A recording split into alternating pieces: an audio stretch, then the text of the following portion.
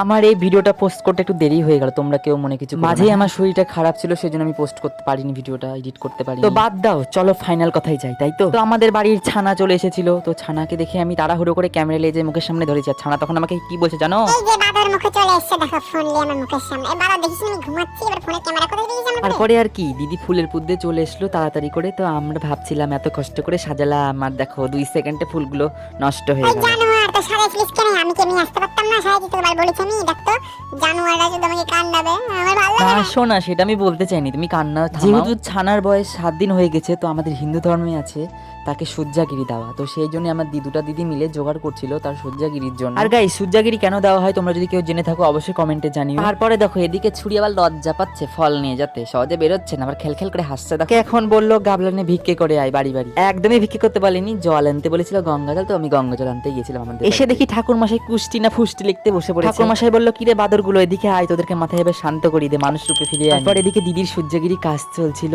তারপর এদিকে ঘড়ির কাঁটাও টিক টিক করে চলছিল। তো বেজে গিয়েছিল 4টা, ভাত খাইনি, স্নান করবো, গিয়ে ভাত খাবো, তারপরে আবার নেক্সট ভিডিও দেখা হচ্ছে। হ্যাঁ।